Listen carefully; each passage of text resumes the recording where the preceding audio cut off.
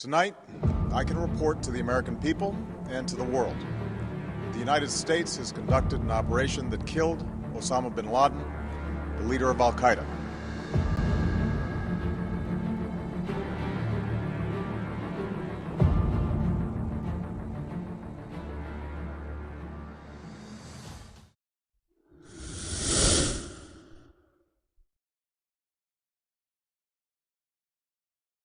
السلام علیکم۔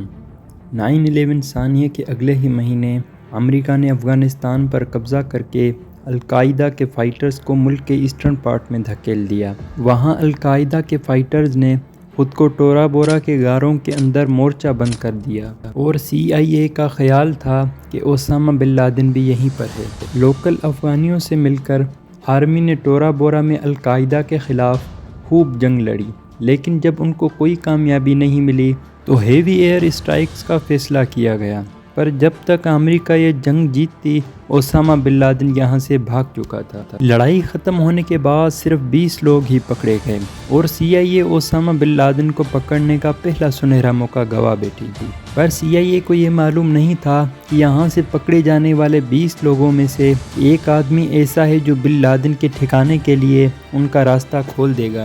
یہ محمد القحطانی تھا، جو پکڑے جانے سے پہلے CIA کے لیے بالکل ایک نیا نام تھا۔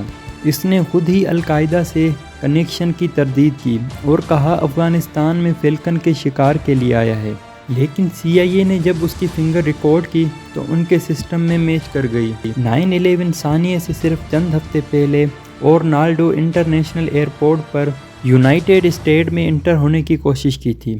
اس کے پاس $2800 کیش اور ون وے ٹکٹ تھا۔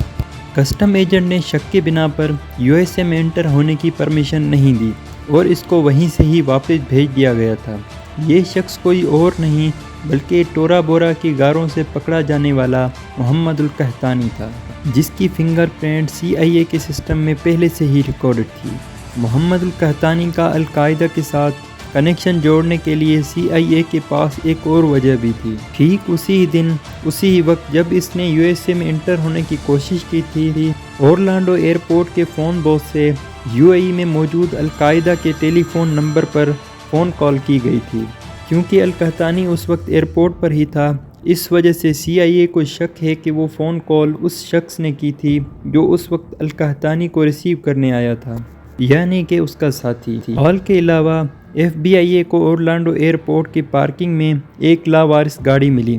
یہ گاڑی محمد عطا نے رینٹ پر لی تھی، وہی محمد عطا جس نے 9/11 اٹیک میں امریکن ایئر لائن فلائٹ 11 کو ورلڈ ٹریڈ سینٹر میں ٹکرایا تھا۔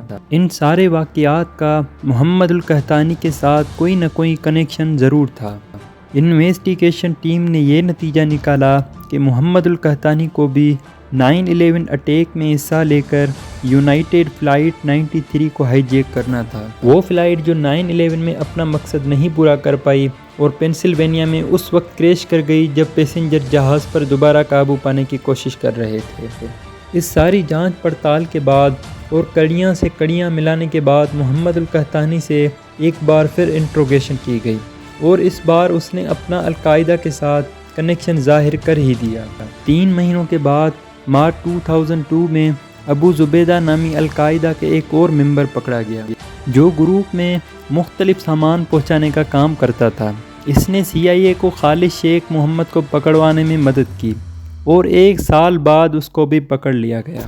خالد شیخ محمد القاعدہ کا کمانڈر تھا جس نے 9/11 اٹیک پلان کیے تھے۔ محمد القحطانی نے CIA کو بتایا کہ 9/11 اٹیک میں صرف 2 مہینے پہلے جولائی 2001 میں خالد شیخ محمد نے اس کو ایک ایسے شخص سے تعارف کروایا جو ایک نیا نام تھا، ابو احمد الکویتی، جس نے محمد القحطانی کو ٹریننگ دی۔ یہ ساری انفارمیشن CIA کو القاعدہ کا اسٹرکچر سمجھنے میں مدد تو کر رہی تھی، پر اسامہ بن لادن تک پہنچنے کے لیے کافی نہیں تھی۔ CIA نے اپنی ہر ممکن کوشش کر لی، لیکن اسامہ بن لادن تک پہنچنا تو دور کی بات، اس کے بارے میں انفارمیشن بھی نہیں مل رہی تھی۔ اس کی فیملی ممبرز پر بھی نظر رکھی گئی، لیکن کسی کو بھی بن لادن تک پہنچنے کے لیے کوئی کانٹیکٹ نہیں مل رہا تھا۔ CIA کو اتنا معلوم تھا کہ بن لادن جہاں بھی ہے وہاں سے میسیج بھیج رہا ہے۔ آنے والے سالوں میں اسامہ بن لادن کی آڈیو ٹیپس ریلیز ہوئی اور یہ سمجھا جانے لگا کہ وہ صرف القاعدہ کے لیڈرشپ سے کانٹیکٹ میں ہے۔ اب CIA کی حکمت عملی کورئر نیٹ ورک کو تلاش کرنا تھا، کیونکہ وہ نیٹ ورک جو اسامہ بن لادن سے پیغامات لے جا کر اس کو القاعدہ کے دوسرے لیڈرز تک پہنچاتے تھے۔ جنوری 2004 میں قدس سیکیورٹی فورس نے حسن گل نامی شخص کو اریسٹ کیا، جس کے پاس سے اسامہ بن لادن کا ایک لیٹر ملا۔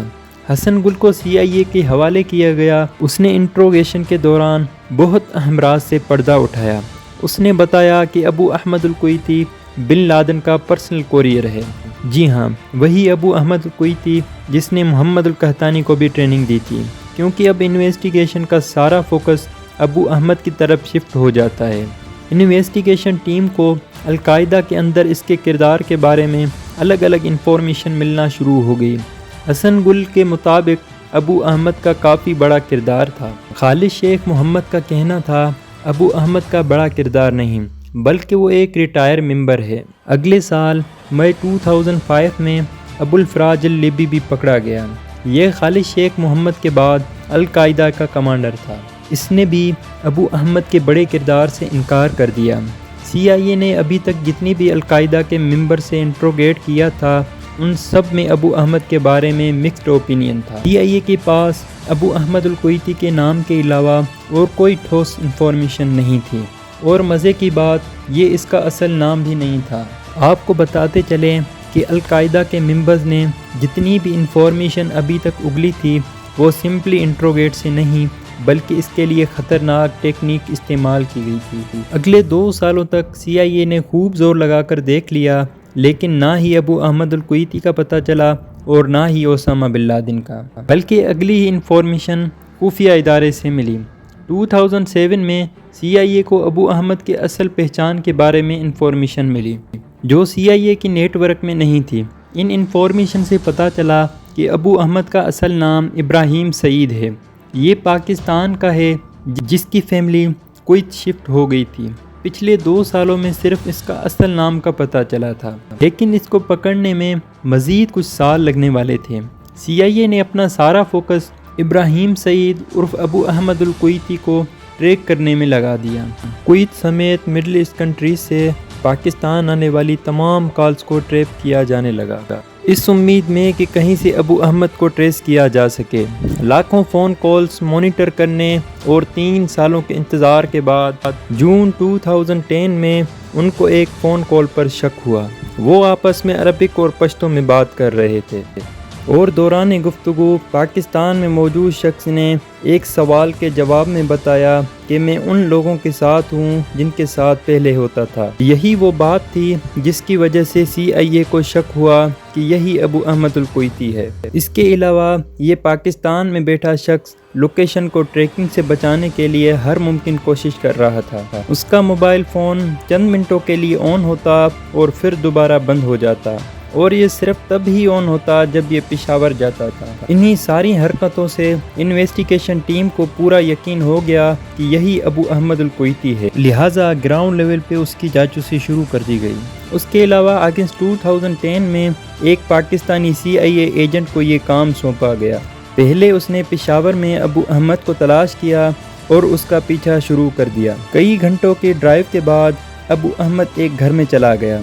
CIA کو ابو احمد کے گھر کا معلوم پڑ چکا تھا، لیکن وہ دوبارہ کوئی غلطی نہیں کرنا چاہتے تھے۔ وہ چھپکے سے اس پر نظر رکھنے لگے، کیونکہ وہ ابو احمد ہی تھا جو CIA کو اسامہ بن لادن کے ٹھکانے تک پہنچا سکتا تھا۔ کئی دن گزرنے کے بعد ابو احمد کسی ایسی جگہ نہیں گیا جہاں بن لادن ہو سکتا تھا۔ تبھی CIA کو شک ہوا کہ بن لادن کہیں اور نہیں بلکہ اسی ہی کمپاؤنڈ میں ابو احمد الکویتی کے ساتھ رہتا ہے۔ بے شک امریکہ کو 100% کنفرم نہیں تھا، لیکن جس شخص کی وہ 10 سالوں سے تلاش میں تھے وہ شاید یہیں پر ہی تھا۔ یہاں پر انٹیلیجنس ایجنسی کا کام ختم ہوا اور ایکشن کے لیے اسپیشل یونٹ کو گھر میں ریڈ کرنے کا مشن سونپا گیا۔ 1 مئی 2011 کو رات 11 بجے 2 بلیک ہیوی ہیلی کاپٹرز افغانستان کے جلال آباد کی ایئر فیلڈ سے ٹیک آف ہوئے اور ایبٹ آباد میں بن لادن کے کمپاؤنڈ کی طرف بڑھنے لگے۔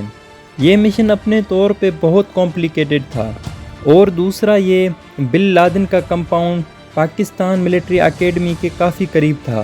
اسی وجہ سے اس مشن میں جو ہیلی کاپٹر استعمال کیے گئے ان کے اندر سیکریٹ ٹیکنالوجی لگی تھی، یعنی وہ پاکستان کے ریڈارز میں شو نہیں ہوئے۔